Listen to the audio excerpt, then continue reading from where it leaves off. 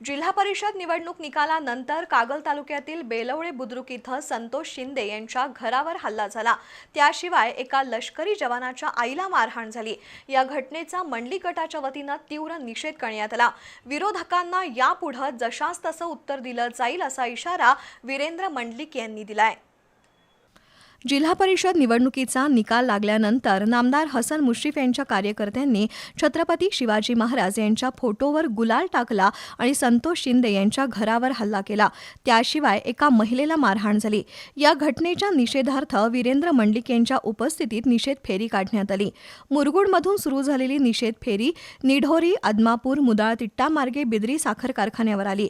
या ठिकाणी रॅलीचं सभेत रूपांतर झालं।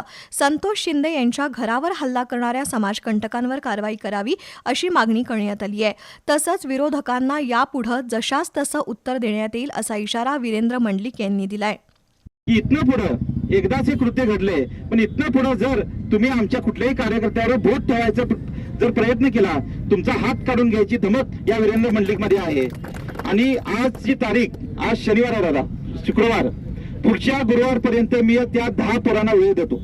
पुढच्या गुरुवारपर्यंत संतोष दादांची आणि त्यांच्या आईंची जाऊन माफी त्या 10 पोरांनी मागायची।